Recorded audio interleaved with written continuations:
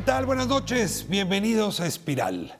Los efectos de la violencia no son los mismos que sus causas y en este país hemos tenido que confrontar a toda velocidad algunos de los efectos, no de la violencia, sino de las violencias, y nos llegó el momento de enfrentar las causas, que son muchas, muy variadas.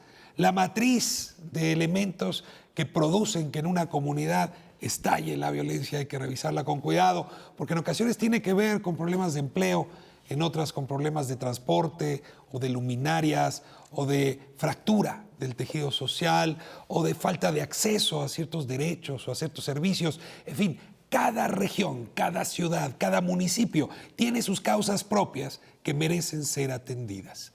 Y quizá por haber enfrentado tanto los efectos, nos perdimos de la película completa, donde el tema de las causas y en esencia la política que confronta esas causas, me refiero a la prevención de la violencia, no ha recibido tanta atención.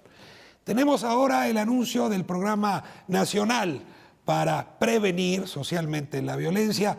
Es un programa que dice atender justamente las causas estructurales y que a partir de ahí podríamos empezar a vivir un México en paz, una propuesta que ha hecho el presidente Enrique Peña Nieto. Hoy vamos a hablar de la materia con la que está construido este programa, de la posibilidad de volverlo operativo y en efecto vamos a valorar si por aquí se puede salir de las violencias, así, dicho en plural. Comenzamos.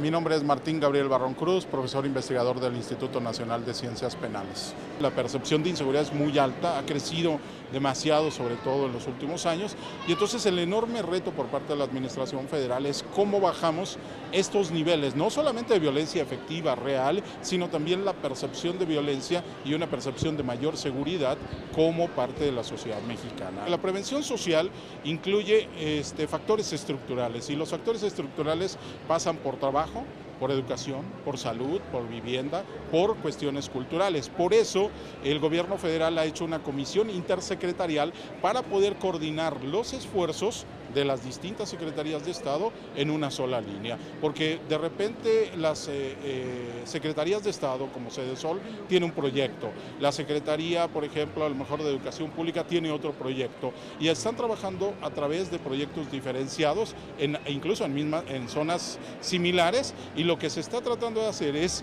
que todos los recursos, tanto económicos como humanos, se alineen. Esto va a llevar tiempo, esto no va a ser de la noche a la mañana un cambio no solamente cuantitativo, sino cualitativo, que es lo más importante, el cambio cualitativo.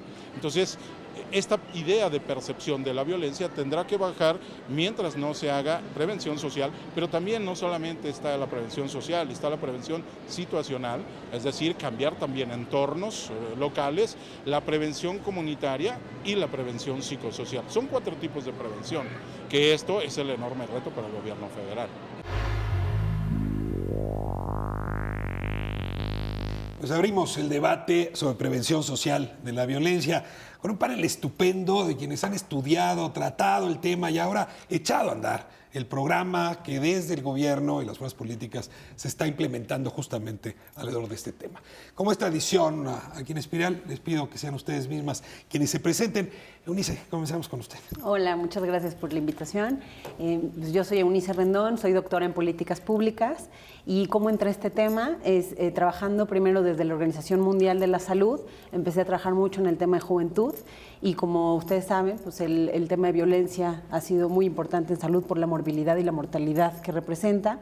Después estuve trabajando en la Secretaría de Salud en México y empezamos a trabajar algunos proyectos de investigación en Ciudad Juárez y después por este vínculo que ya traía con Juárez, fui parte del equipo de Todos Somos Juárez durante el gobierno pasado y me encargué específicamente de todas las estrategias de juventud, muchas cosas desde salud y luego serví también como un eje transversal en algunas cosas. ¿Y ahora estás? Y ahora estoy en la Subsecretaría de Prevención y Participación Ciudadana. Va a ser interesante hablar del tema porque yo tengo la sensación que el actor olvidado habían sido los jóvenes, ¿no? Estaba fuera de foco y creo que será un actor privilegiado de lo que sigue. Nos tienen que hablar todos del tema. Sujaila, bienvenida. Muchas gracias, Ricardo. Soy Sujaila Basbás, fundadora y directora general de Cohesión Comunitaria e Innovación Social, una asociación civil que fundé en 2009, cuando llevábamos 15,000 muertos y yo sentía que había apatía en la sociedad. Después me tocó entender cuál es el proceso que lleva a esa apatía y tiene mucho que ver con miedo. Trabajé en Ciudad Juárez y El Paso en un proyecto para fortalecer la cohesión comunitaria en los dos lados de la frontera y coordino una estrategia nacional de capacidad institucional para fortalecer la cohesión comunitaria en el ámbito local, en 210 municipios que concentran al 64% de la población, y me ha tocado tener la fortuna de poder incidir con el gobierno federal y con los gobiernos estatales y municipales para que sepan qué es cohesión comunitaria, cómo prevenir la violencia y cómo asegurar la seguridad. Según las notas que aparecieron en la prensa después de la presentación del programa, tú eres una de las responsables de la selección de ciudades, de municipios. Entonces vamos a hablar ahora cómo se construyó esa selección. Sí. Y esto que es interesante, cómo las soluciones otra vez nos vienen del norte de la República. Será otro de los temas hoy. Rosa María, le doy la bienvenida. Muchas gracias también por la invitación. Rosa María Rubalcaba. Yo he sido durante mucho tiempo profesora en el Colegio de México y mi tema privilegiado de investigación se puede desdoblar en dos partes. Una, que son los hogares. Yo creo que cualquier medida de política, si no está dirigida al núcleo principal, en donde están las personas enlazadas, no va a ir muy lejos. Y lo mismo en la otra parte, el territorio. Aunque mi trabajo ha sido más bien en ciudades también, creo que en dónde está la población es algo fundamental y desde mi punto de vista las políticas no han aprovechado convenientemente toda la información estadística que ahora tenemos, ya no solo por municipios, sino por localidades, por AGEPs incluso. Te dejo sembrar una pregunta, aunque me la responderás más tarde ya en el desarrollo. A veces piensa que la violencia en lo privado y la violencia en lo público no están conectadas. Y creo que valdrá la pena explorar que en efecto hay vasos que actúan ahí de manera muy importante. Y bueno, Lucilia, me da mucho gusto tenerte aquí. Muchas gracias. Presentas ahora tú. Claro que sí, gracias Ricardo. Lucila Guerra, después de 20 años de trabajar, de más de 20 años de trabajar. Empezaste a los 5. Claro, gracias. En instituciones de seguridad pública y procuración de justicia, federales y estatales, hace poquito más de 2 años me convencí de que el paradigma debe cambiar, de que es insuficiente trabajar desde el Estado por la seguridad pública y que lo más importante es involucrar a la ciudadanía y movernos en el modelo de seguridad ciudadana. De tal manera que tuve la oportunidad de llevar a cabo una experiencia local en Aguascalientes, desde el ámbito municipal, un programa de prevención social de la violencia, prevención situacional, prevención comunitaria. Y bueno, pues ahora tengo la maravillosa oportunidad de aportar desde la Subsecretaría de Prevención y Participación Ciudadana de Gobernación en este esquema de prevención social. No nos da tendencia a hablar de los grandes fracasos y entonces eso impide saber cuáles han sido los éxitos. Y en efecto, convivencia y seguridad ciudadana en Aguascalientes ahora se nos revela como uno de los ejemplos o de las figuras emblemáticas para enfrentar la circunstancia. Tu experiencia en Aguascalientes nos va a ser importante. Gracias. En esta discusión. Y bueno, déjenme comenzar despacio. El 1 de diciembre, el presidente de la República trazó una serie de ejes que luego además se van a convertir parte del programa del Plan Nacional de Desarrollo. Y el primer eje era México en paz, que un poco como encabezado de periódico suena bien. Y sería interesante preguntarles, porque quizá cada quien entendemos algo distinto por eso. ¿Qué significa México en paz a la luz de esta lógica de cambio de paradigmas, ejemplos locales, poblaciones afectadas? Me gustaría mucho recoger su opinión en esta primera lógica general. ¿Qué es México en paz o qué aspira a ser México en paz como eje de gobierno? ¿Quién quiere abre? México en Paz es, como tú bien dijiste, es el primer eje de gobierno y creo que lo que busca es esta convivencia pacífica, esta convivencia mucho más ciudadana, el poder tener mucho más participación de la ciudadanía y poder que el símbolo del gobierno y de las políticas públicas vayan más hacia esta armonía y pacificación, más allá de una cuestión puramente de seguridad dura, ¿no? Entonces, La verdad que provocar un poco. Uno supone que hay quien, ¿no? Suponía que la paz puede construirse quitando la policía, quitando el ejército, es decir, quitando un poco esta lógica de si regresamos al origen, en el origen todos éramos pacíficos.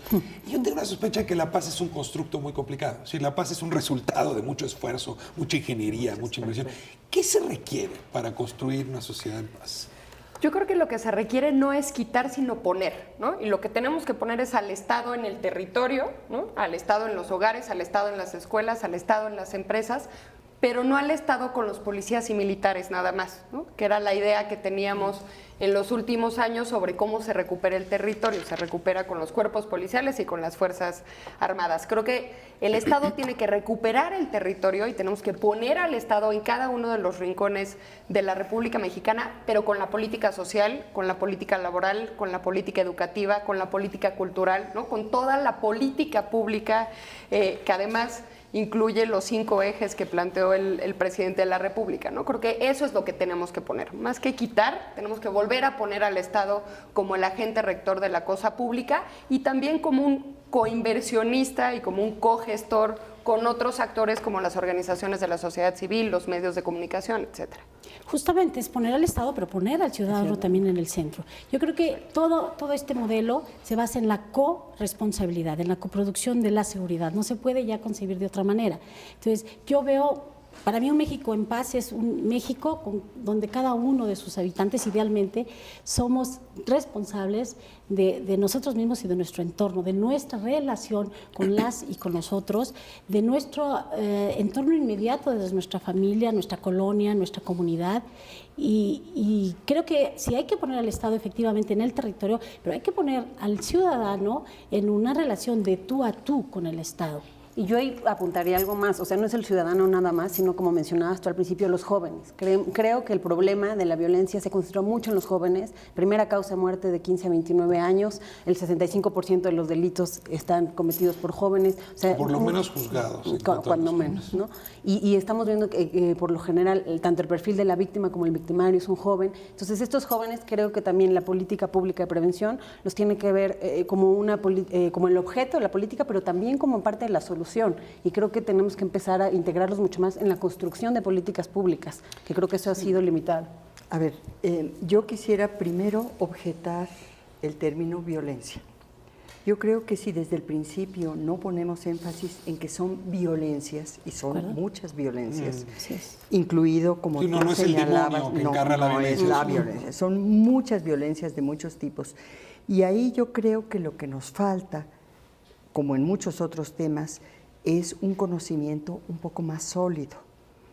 Por ejemplo, cuando en el Instituto Ciudadano de Estudios sobre la Inseguridad nos acercamos a tratar de ofrecer la información sobre victimización que no teníamos en México, se creó el instituto, empezaron las encuestas de victimización. Esta información era saber por qué la gente era víctima. Exacto, cuántas víctimas hay, tener un índice de victimización, definir cuidadosamente de manera que sean comparables las encuestas en los distintos años. Yo nada más quiero poner sobre la mesa y tiene que ver con la información y el conocimiento que uno requiere cuando uno ha tratado sobre cómo hacer encuestas. Uno puede ser muy pragmático y decir, como lo es en muchas ocasiones las encuestas del INEGI, pues llegamos y entrevistamos al que está en la casa, al adulto que esté, que él nos conteste, que él nos diga.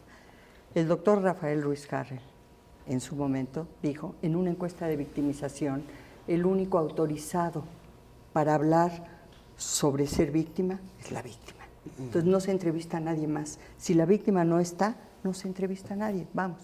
Entonces, cuestiones tan elementales y definir qué es finalmente una situación de víctima y en qué circunstancias y tener un cuestionario cuidadoso.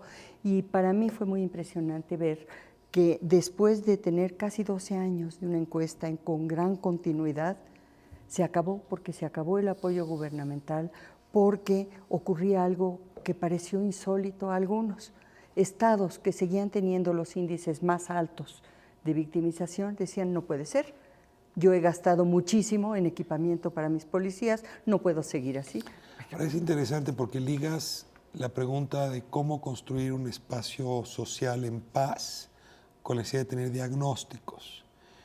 ¿Asumiríamos que le entramos a enfrentar las violencias sin diagnósticos precisos? O sea, ustedes podrían decir enfáticamente, nos faltaban diagnósticos para las decisiones que tomamos.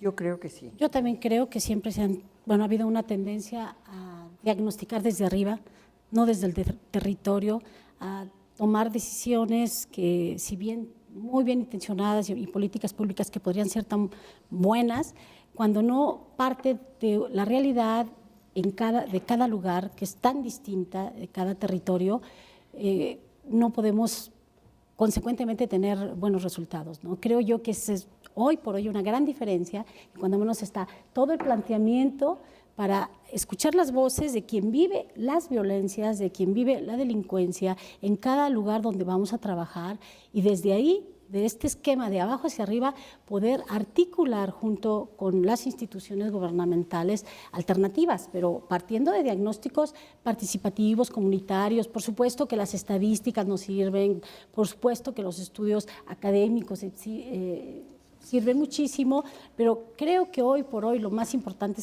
es escuchar la voz de quienes están viviendo en cada lugar, y que eso no sea el punto de partida del diagnóstico. Voy a jugar con la frase, menos policía y más antropólogos, más sociología, más... Más becas, menos pistolas, ¿no? Yo creo que hay muchas de esas ideas. Yo creo que sí nos falta un diagnóstico estadístico, nos falta un diagnóstico técnico, nos falta un diagnóstico participativo. O sea, han pasado décadas y muchas personas como la doctora que han contribuido a tratar de generar información como un bien público, pero nos falta muchísimo, ¿no? Sí sabemos cosas que nos pueden plantear más o menos por dónde debe de ir un programa nacional, pero sobre todo una política de Estado en materia de seguridad y de justicia, ¿no?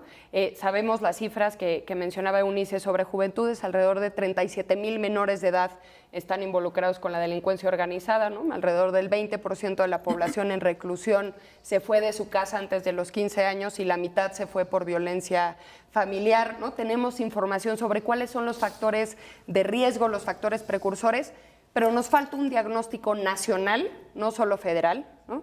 Tener no solo parches, sino el mapa completo sobre qué es lo que está pasando en los hogares, en las escuelas, en las empresas, y tener información confiable. A lo mejor tenemos un diagnóstico muy puntual y profundo en una localidad, pero ese diagnóstico no es estandarizado y comparable con otra localidad. Déjame combatir una idea y me voy a corte. Yo no estoy tan seguro que los jóvenes cometan más crímenes que sus mayores, pero estoy convencido de que es más fácil que la policía los agarre a ellos que agarren a los mayores. Entonces, me interesa mucho hablar del papel de los jóvenes. Ya sembraron el tema, me voy a corte y regresamos. Quédese con nosotros, seguimos en Espiral.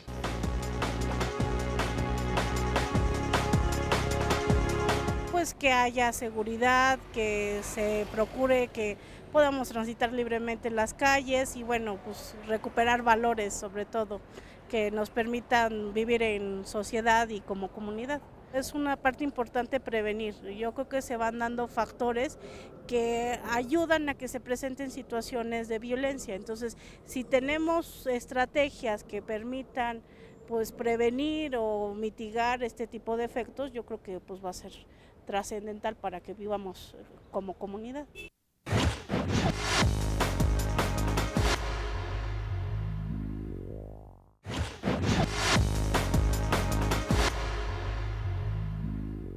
Eduardo Bohórquez, director ejecutivo de la Fundación Este País, Asociación Civil. La seguridad no puede empezar del delito hacia lo que ocurre después del delito, sino tiene que empezar, esta es la línea del delito, antes de que ocurra el delito, esto que decimos muy cotidianamente prevención, pero es un continuo que va abordando todas las fases. Hay muchos temas que en el futuro van a convertirse en delito, pero que puedes empezar a contener hoy.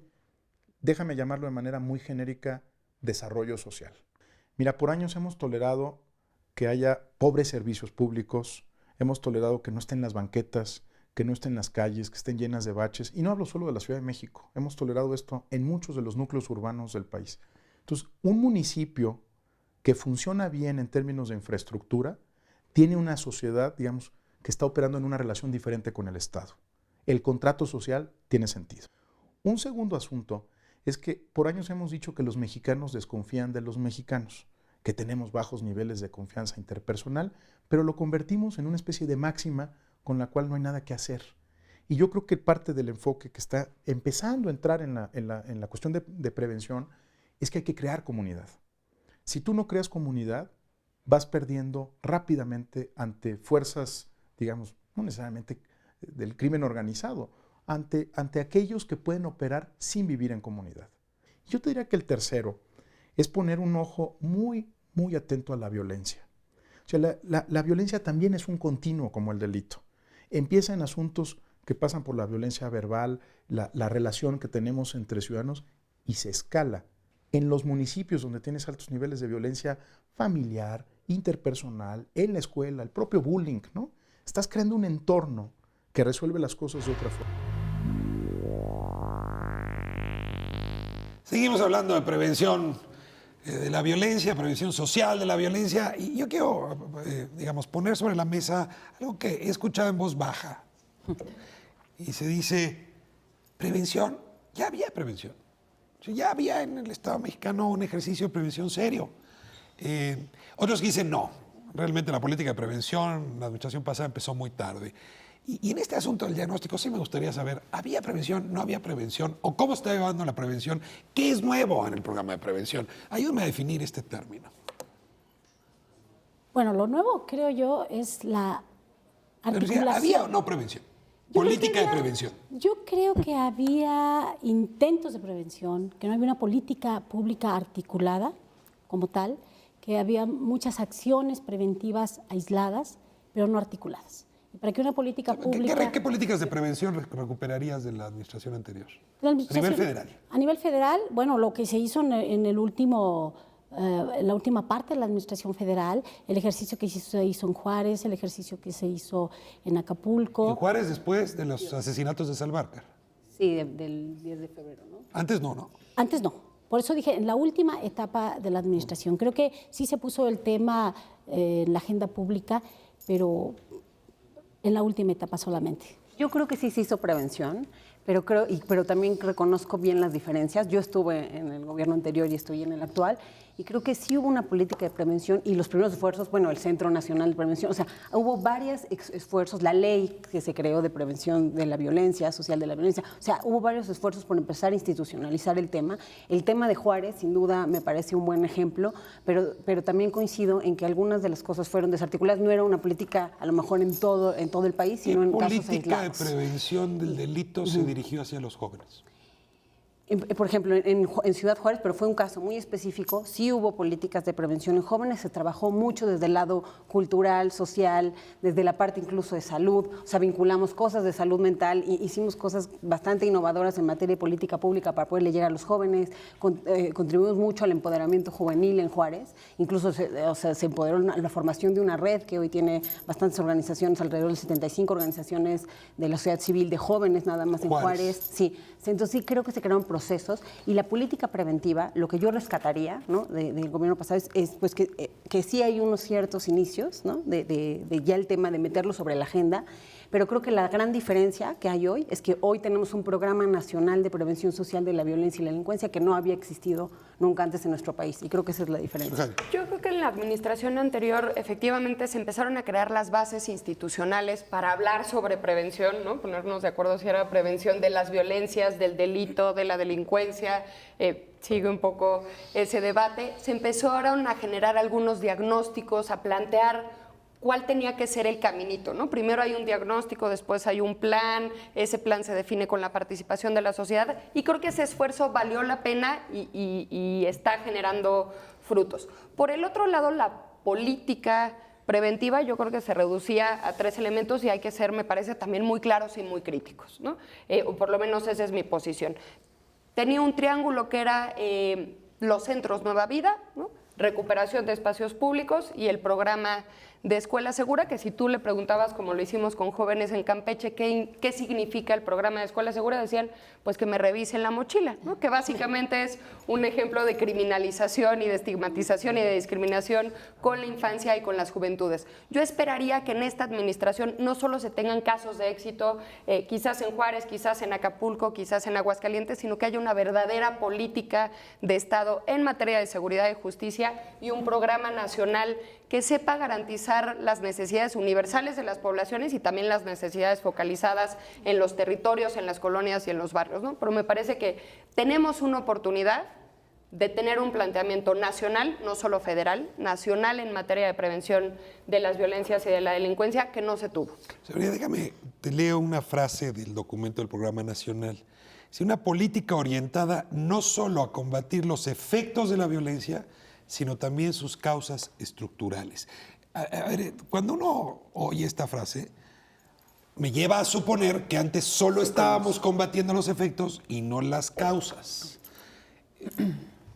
¿Es cierto esto o es injusto? Yo no quisiera calificar a las políticas que estoy absolutamente convencida de que pues, se hace lo que se puede en materia de política pública, porque si se tienen diagnósticos insuficientes y hace falta conocimiento, incluso teórico conceptual sobre algún problema, pues se actúa en lo que se puede.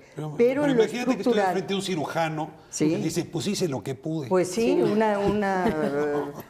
pues sí, exactamente, ¿verdad? Le operé de lo que Perdón estaba que yo más sí a la critique mano. eso, No, pero... está bien. No, pero te voy a decir, en la parte estructural es que si no sabemos ni de dónde vienen esas violencias, pues difícilmente vamos a poder atacarlas. Pongo el ejemplo de lo que es el espacio en las ciudades de las que está hablando en Aguascalientes, lo que Suhaila nos dice. En las ciudades hemos generado segregación lamentable que a los jóvenes y a los no jóvenes los deja aislados de otros en otra situación diferente y unidos solo a los que están en su misma condición. Incluso a veces esa separación es con estas casas de 20,000 iguales allá en Tierra de Nadie, cerradas, que los que quedaron fuera, para ir a la tienda de ese lugar tienen que dar toda una vuelta inmensa. Los famosos cotos. Pues los cotos. Entonces, ahí tenemos una condición estructural que está rompiendo con la cohesión social y que está generando, entre otras cosas, desigualdad. Y voy a ese tema porque yo creo que vivimos una sociedad mayoritariamente violentada. Y una sociedad violentada porque todos los que no tienen condiciones favorables en este país, que son la mayoría, permanentemente viven en una ansiedad de sentir que son menos que otros, que no van a conseguir un trabajo, que no van a conseguir una escuela, incluso dar educación de mala calidad es violencia Si te social. entiendo bien, para ti la causa estructural por encima de cualquier otra es la desigualdad. Para mí sí. Déjame salto a una pregunta que le tengo a Lucila. ¿Por qué Aguascalientes? ¿Por qué el modelo Aguascalientes se vuelve emblemático para presentar el programa e incluso para plantear los criterios del programa? Primero, creo que se tuvo un poco lo que dice la doctora, el cuidado de ver, bueno, qué está ocasionando este problema de inseguridad, que si bien Aguascalientes históricamente ha sido uno de los estados, claro, también hay que decirlo, con menos problemas de seguridad, tuvo un momento de crisis. Porque tienen frontera con Zacatecas. Y Zacatecas se nos volvió muy violento. Así es, y bueno, y ¿por qué frontera con Aguascalientes? Jalisco. Sí. ¿Qué pasó en Aguascalientes? En Aguascalientes se vio que el crecimiento del oriente de la ciudad, donde, por cierto... Hacia Jesús María. No, hacia el oriente de la propia ciudad, digamos hacia San Luis Potosí. Hacia San Luis Potosí. ¿Sí? Donde viven más de 300,000 habitantes de los casi 800 que viven en toda la capital. Es donde se tenían más problemas, ¿sí? Más problemas, ¿por qué? Porque el crecimiento fue muy desordenado en las últimas 3 décadas, se construyeron muchísimas casas pequeñas con pocos servicios públicos, espacios públicos, etc. Nos empezamos a dar cuenta de que la mayoría de los delitos que se cometían eran de personas que vivían en ese lugar, y una serie de suicidios, una serie de circunstancias y fenómenos sociales que se presentaban.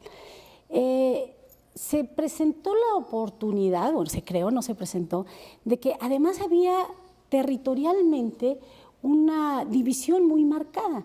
Ahí había una cicatriz urbana, que eran los ductos de Pemex, que prácticamente separaba a unas colonias de otras, separaba a la ciudad en dos. Era tierra de nadie, por los que ahí nadie puede hacer nada, entonces se convirtió. Objetivamente ni ellos, pero los permisos sí. Entonces se convirtió aquello en un lugar inseguro, insalubre.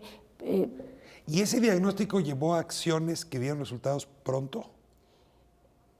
Creo que todavía lo estamos trabajando. Puedo decir que hubo sorpresas gratas de respuestas mucho más rápido de lo que hubiéramos pensado, y lo tengo que decir, porque se involucró muchísimo a la gente, y hoy por hoy eso está registrado en todo el oriente de la ciudad. Hay menos faltas administrativas, especialmente por jóvenes. Pero déjate, entiendo, cuando empezó el programa tú dijiste que cada persona se sienta responsable de la seguridad de todos. Sí. ¿Lograron ese acto de conciencia?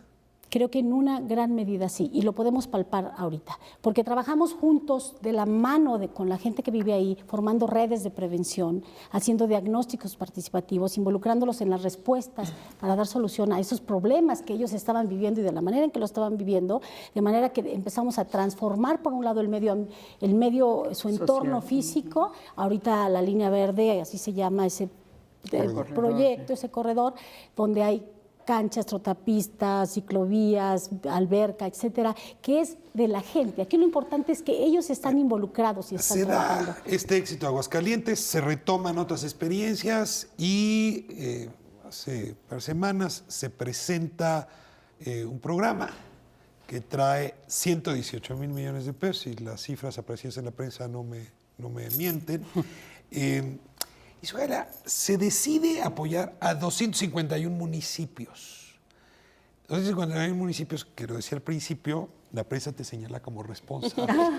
Yo quisiera que nos dijeras cuáles fueron los criterios que se tomaron para seleccionar esos 251 municipios que se parecen a Aguascalientes, que tienen diagnósticos similares, o que el índice de homicidios es mucho más alto, o la cifra negra es más alta. ¿Cuál es el criterio que usaste? Bueno, soy corresponsable en la selección. ¿Como cualquier otro ciudadano?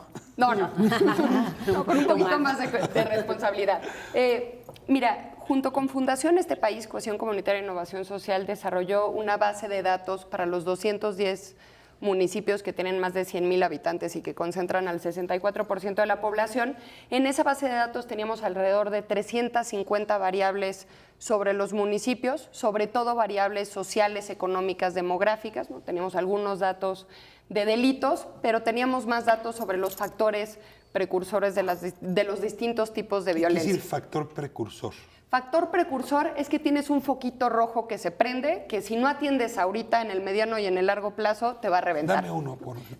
Te doy un ejemplo y tiene que ver con el panorama que nos pintaba Lucila y que nos pueden pintar en distintas ciudades en la República Mexicana, porque además hay patrones que se repiten. Tenemos ciudades que están creciendo de forma desordenada, que ese crecimiento genera efectivamente vidas paralelas, ¿no? Segmentación y segregación. No ha crecido de manera... Exactamente. Sí. Y no solo es Juárez, ¿no? No solo es Acapulco, también es Aguascalientes, también es Hermosillo, la propia Ecatepec, Ciudad de México, exactamente. Entonces, tenemos este crecimiento desordenado, ¿no? En donde además la población es móvil, tenemos población que también está llegando de otras entidades federativas y de otros países, alrededor del 19% de la población no nació en esa entidad federativa. Se cambian de lugar de residencia dentro de la ciudad y generalmente en las zonas de crecimiento tenemos casas de 30 o 40 metros cuadrados donde no hay un espacio para la privacidad, no hay intimidad. En esas zonas no hay estancias infantiles, no hay escuelas, no hay clínicas. Una persona que trabaja en una maquila o que trabaja en el centro de la ciudad tiene que trasladarse durante 2 horas para llegar al trabajo, trabajar 12 horas, regresar otras 2 y además estar de buenas en la noche y atender a los hijos, porque esa es supuestamente la responsabilidad de las mujeres, ¿no? Entonces, este tipo de factores de riesgo, ¿no? Donde no hay acceso al agua, a electricidad, a drenaje, a sanitario, van mermando tanto la satisfacción de las necesidades básicas como las aspiraciones de las personas. Van ¿no? produciendo violencias. Estamos dejando a la infancia, a las juventudes y a los adultos sin opciones de vida no violentas. O sea, no sienten que puedan satisfacer sus necesidades, que puedan obtener el respeto, la reputación, la pertenencia que buscan y que es legítimo buscar. No sienten que lo pueden obtener a través de cauces institucionales y legales, ¿no? Un ejemplo muy evidente es justamente Ciudad Juárez, ¿no? Cuando uno trata de explicar pues, esa crecida abrumadora y penosísima de homicidios de mujeres, uno descubre que en efecto, pues de un lado quedan las maquiladoras, muy lejos los barrios, y los barrios con un transporte y sin iluminación, en fin. Y es lo que entiendo, ustedes llaman administración del territorio. Es decir, el Estado perdió la administración del transporte, de las luminarias, de los servicios. De la vivienda. Y quiero entonces confrontar este diagnóstico con las propuestas del programa. Me voy a corte y regresamos y me hago cargo que debo el tema de los jóvenes también para el próximo. Okay. Estamos de vuelta. Quédese con nosotros.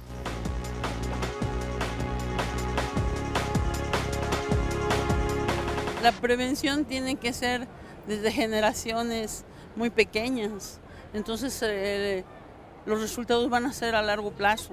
Tienen que haber otras cosas, por ejemplo, la impunidad ha generado muchas conductas que los ciudadanos ya no estamos aceptando. Los 3 poderes han dejado que todo esto crezca y que los ciudadanos estemos indefensos.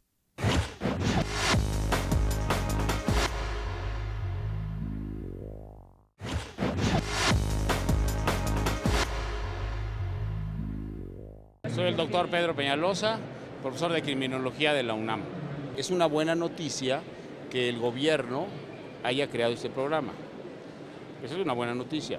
Sin embargo, hay que profundizar este discurso. Toda prioridad sin recursos es demagogia. Entonces, está muy bien, insisto, es buena noticia, pero si no profundizamos la lógica de a dónde van tus políticas públicas, que es atacar los factores de riesgo de manera sostenida, me parece que va a quedar en buena noticia.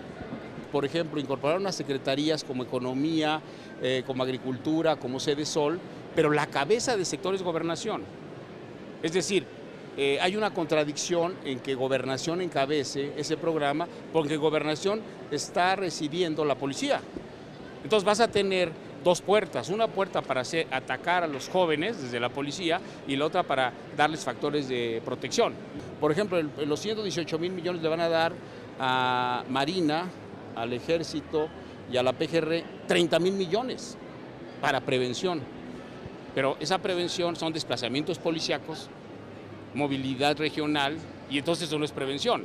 Y lo segundo, si comparamos los 118,000 millones que se dice van a destinar y los comparamos con el conjunto del presupuesto que se destina a Marina, Defensa, CISEN, nos vamos a dar cuenta que es obviamente menor. No se trata solo de ponerle más dinero, no es un problema de confundir precio con valor, se trata ni más ni menos de fijar objetivos de corto, mediano y largo plazo. ¿Hacia qué dirección? Hacia que el Estado mexicano deje de ser un Estado policía y se convierta en un Estado social.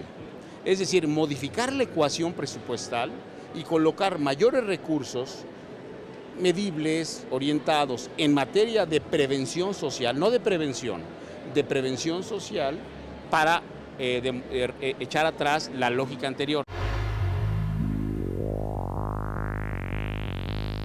De vuelta hablando de la prevención de las violencias, no tengo que aclarar.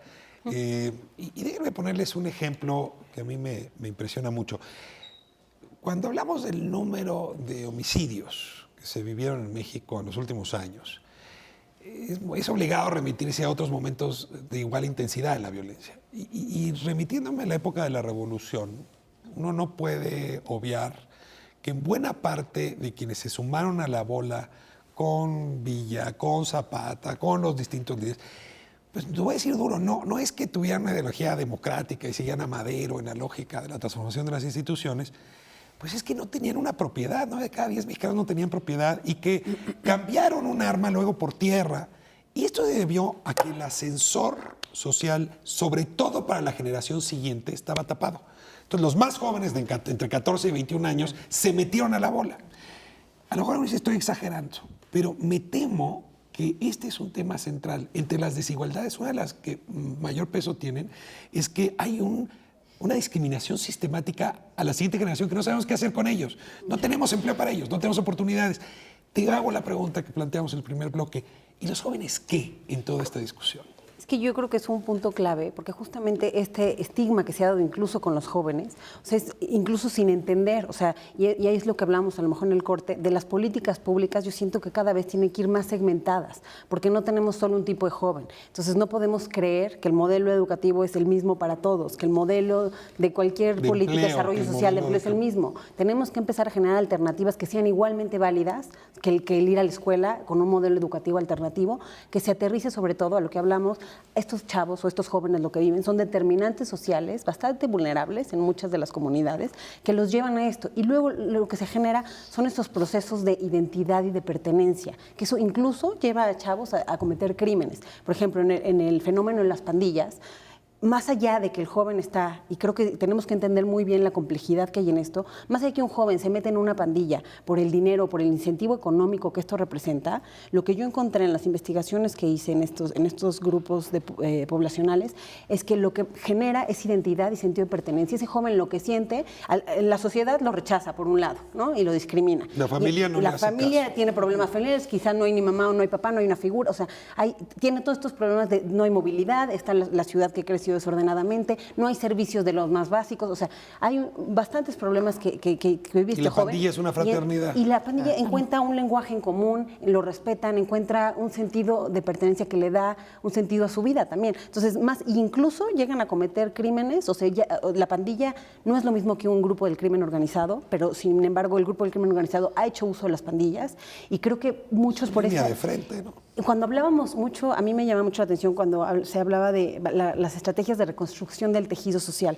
Cuando yo llegaba a las pandillas, ¿no? O cuando hablabas con chavos de pandilla, lo que más hay ahí es tejido social, que esté encaminado a otros valores, a lo mejor es distinto. tejido social? Que hay o sea, confianza. o cohesión. Yo creo que más bien hablo de la cohesión entre ellos. Creo que lo que más hay es cohesión. Y esa misma cohesión es lo que incluso los puede llevar a delinquir. Porque entonces por mi compañero en la pandilla voy y cometo un delito. Creo que también depende qué es lo que entiendes por cohesión, ¿no? Me parece que a lo que te estás refiriendo y lo que se ha investigado mucho es que lo que hay es capital social, ¿no? O sea, hay redes de apoyo y ayuda, pero cohesión, por lo menos, como yo entiendo cohesión comunitaria... Hay capital social negativo y capital social positivo. Sí. Tú estarías diciendo que hay un capital negativo, es decir... En este caso hay un capital, pero me llamó la atención el término de cohesión y me gustaría compartir, para no ponernos muy académicos, qué entiendo yo por cohesión comunitaria, ¿no?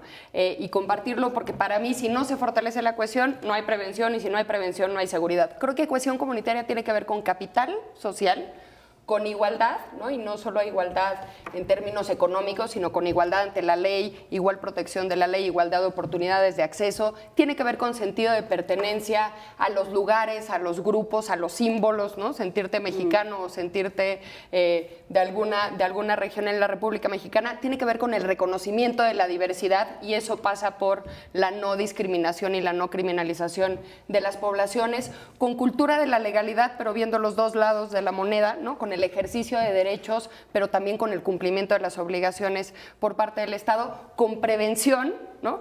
Muchas veces en el caso de las pandillas me dicen, bueno, es que ahí hay cohesión, no, ahí hay capital. Si hubiera cohesión no habría explotación de las propias pandillas a los propios jóvenes. ¿Puedes transformar ese capital en una acción constructora de paz? Yo creo que sí. Y yo ni siquiera o sea, creo que es peligroso llamarlo negativo o no. Yo creo que sí. No, pero a ver, el capital que tiene la mafia del padrino, claro, que se puede, ¿no? sí, puede producir muerte, ¿no? Pero, no sé cómo pero llamarlo. lo que creo es que sí este valor, o sea, y esta unión y cohesión como palabra, no como término, tú le incluiste el comunitario, yo hablo de la pura cohesión como palabra y esa la hay entre las pandillas. Y entonces, y eso sí puede irse encaminado a un valor positivo. Y incluso hemos visto algunas de estas pandillas familias luego, en mi experiencia, se vuelven colectivos de arte. O sea, tienes que encontrar una alternativa y eso es lo que nosotros tenemos que ser muy hábiles. Poder dar alternativas que les generen interés y que les generen el mismo sentido de pertenencia que a lo mejor otra cosa. ¿Qué son las opciones de vida no violentas que no les hemos Regreso. Perdón un Sí, segundo, adelante. pero para los jóvenes finalmente muchos de los trabajos que yo veo que intentan diagnosticar la situación de los jóvenes recurren a encuestas en escuelas.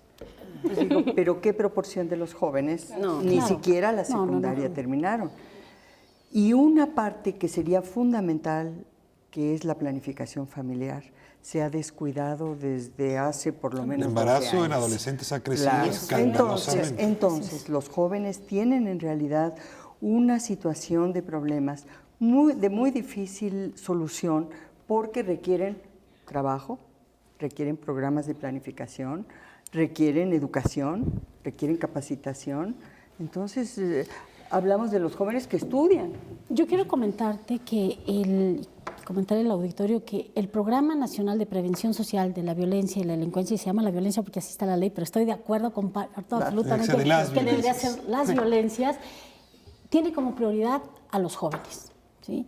Entonces, es el sujeto principal de esa política. El sujeto principal es el centro. Y hace rato que preguntabas, bueno, ¿había políticas o no? Y volviendo a darle honor a quien honor merece, yo quiero retomar, efectivamente, como lo comentaron aquí, hace 2 años, un poco más, se creó el Centro Nacional de Prevención del Delito, puso el tema, etcétera. Pero aquí hay algo muy importante, es que no basta dictar una política pública nacional. ¿Qué ha pasado con estos intentos que se han hecho en los gobiernos estatales y en los gobiernos municipales? ¿Sí? Entonces, creo que hoy estamos ante una oportunidad histórica, la verdad, porque se está intentando articular desde... Ahora, cuando veo los temas del programa, veo entorno, digamos, escolar, en efecto, jóvenes, adicciones, violencia intrafamiliar, que va más allá, violencia de género, violencia en noviazgo, que ha crecido bastante, aprendizaje. Y traemos aquí una discusión que sí debemos abordar. A ver, déjame disentir con lo que estabas planteando, pero a lo mejor no pasa que no entendí bien. Yo tengo la sensación de que hemos creado muchas instituciones y muchas políticas, cosa que no está mal, ¿no? Y mujeres y políticas hacia las mujeres, ¿no? Con APRED y política con respecto a la discriminación, con ADIS, entonces discapacidad, y CDI, indígenas, ¿no? Y entonces veo en la última década una enorme cantidad de instituciones, recursos asignados, pero luego no veo esto que ustedes han dicho, que es todos juntos ahora, ya que estamos en esto para enfrentar. En otras palabras, siento un Estado fragmentado para combatir un fenómeno que está bastante cohesionado. ¿Cómo atacar un problema tan endurecido desde una suerte de metralla fragmentada? Y en ese sentido pregunto si este programa del que ustedes están hablando también, la Comisión Intersecretarial, puede resolver el problema de la fragmentación, que por cierto no solamente es de falta de definiciones, también es de feudos. Y yo no quiero que salud se meta conmigo ejército y yo no quiero que policía se meta conmigo secretaría de educación. A ver, ¿hay forma de construir una política transversal cohesionada? Quisiera poner, ya que no estoy comprometida directamente, sí como ciudadana con ese programa, poner a las compañeras de la mesa en el punto de que, desde mi perspectiva, parte de la fragmentación tiene que ver con una fragmentación disciplinaria que nos afecta, primero, en cómo fuimos formados como profesionistas y, segundo, en la estructura sectorizada del gobierno. ¿Qué quiere decir con esa estructura? Pues que están y que tienden a ser enclaves de profesiones. O sea, policía en gobernación. Tú preguntaste hace un momento, educación. ¿debemos tener más antropólogos? Bueno, te aseguro que hay áreas en las que casi son solo antropólogos, otras en que son solo biólogos, otras en que solo economistas. Entonces, eso, desde mi punto de vista, fragmentan las políticas por nuestra culpa, porque somos fragmentados y porque no hemos desarrollado un buen esquema, ya no solo de colaboración, sino de trabajo interdisciplinario, no para revisar un programa, sino para plantear los problemas y a partir de ellos hacer un... Las veo a las tres con ganas de verte. Yo tengo un ejemplo de lo que... Te acuerdas que es el último bloque y ya casi se va el tiempo. Yo tengo un ejemplo y te explico lo de la comisión. O sea, de lo que hice justamente la experiencia en Juárez, o sea, con un ejemplo muy práctico. Cuando llegamos a Juárez, cada quien trae su perspectiva y es lo que se refiere la doctora con enfoque. Entonces yo llegué y si es un problema de salud pública esto de la violencia, y entonces hay que resolverlo así. El desarrollo social es que es un problema de desarrollo social, no es un problema de economía, de trabajo. Cada quien es un problema de todo lo anterior. Cada quien trabaja. Al final es un problema de todo lo anterior y creo que lo que nos sirvió mucho en Juárez y la experiencia de Juárez al equipo fue entender esa multidisciplinaridad y esas diferentes perspectivas que al final forman una y tenemos que entender estos equipos en donde haya uno cada quien. Y más allá de eso, creo que el programa, uno de los retos es cómo vamos a operar. Y en la parte operativa, creo que tenemos que empezar a tener perfiles distintos en la operación. ¿Qué quiero decir con esto? Yo cómo le voy a llegar a un chavo que está en una pandilla o que está en una colonia vulnerable y que ha tenido ciertas condiciones de vida. Yo a lo mejor no le voy a llegar yo nunca, pero sí le va a llegar su otro vecino o sí le va a llegar a alguien cerca de su comunidad. Entonces tenemos que ser muy inteligentes en cómo operar estos programas, incluir a la gente de la comunidad, incluir a estos jóvenes. Hay que derrumbar los cotos, cómo se aprende a trabajar de manera coordinada. Y eso es la comisión. Entonces la comisión intersecretarial lo que busca y el objeto de tener una comisión es poder articular las políticas y esto se genera a través del trabajo conjunto y es una cosa que se tiene que ir aprendiendo y tenemos ahorita que obligar un poco el proceso, pero lo estamos haciendo, y es en generar estas matrices, incluso desde la parte de planeación, como matrices transversales en donde veas, como en el espacio público, pues no basta con que recuperes un espacio público. En ese espacio público tienes que meter atención a la salud mental porque se requiere, tienes que meter desde desarrollo social programas, tienes que meter de CONADE, deporte, cultura desde CONACULTA. Nos quedan 2 minutos y un minuto para cada una. Arranca, Suhaila. Yo creo que tenemos que resolver distintos tipos de cortocircuitos, ¿no? Hay cortocircuitos que no es falta de coordinación y colaboración, sino cosas específicas que nos falta resolver. Creo que falta tener claridad en cuáles son los resultados y que los gobiernos se estructuren en torno a esos resultados, ¿no? ¿Qué es lo que queremos lograr? Y lo que queremos lograr como país es prevenir las violencias y la delincuencia y no solo reaccionar ante los delitos, ¿no?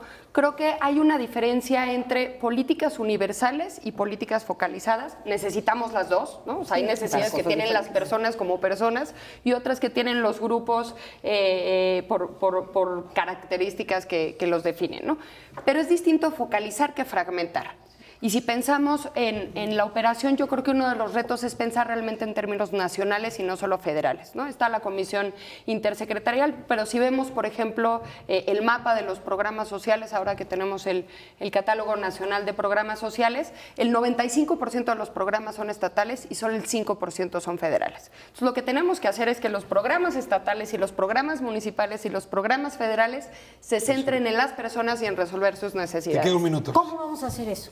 Justamente esta articulación, después de una comisión intersecretarial, el Programa Nacional de Prevención Social de la Violencia y la Delincuencia tiene otra estructura similar, que es la Comisión Interinstitucional Estatal, donde están representadas las instituciones federales a través de sus delegaciones, las secretarías de los estados, las mismas de la intersecretarial, y las presidentas municipales que participan en el programa. Y lo más importante, en cada uno de los municipios se van a apoyar para desarrollar capacidades institucionales locales. Se va a formar una comisión de coordinación municipal donde se van a buscar líderes además, porque no hemos tocado ese punto, pero es importantísima la participación de otros sectores, por supuesto de la gente que vive en cada lugar donde vamos a trabajar, pero de empresarios, de universidades, de instituciones diversas, y ahí es donde vamos a articular, hacer diagnóstico, el programa específico para cada lugar donde trabajemos y donde entonces sí le vamos a pedir a todos que trabajen. ¿Cuánto tiempo para ver resultados? ¿6 meses? Yo creo que ojalá y los resultados no solo se vean en el corto plazo y creo que ahí tenemos que ser responsables. Dame una fecha de evaluación para evitarlas de nuevo. ¿6?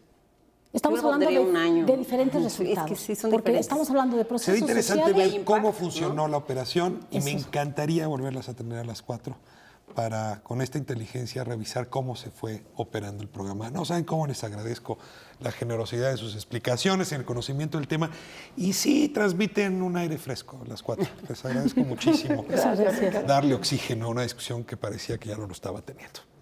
Nos vemos la próxima semana, miércoles 10 de la noche, 11 TV México. Muchas gracias por habernos permitido entrar a sus hogares.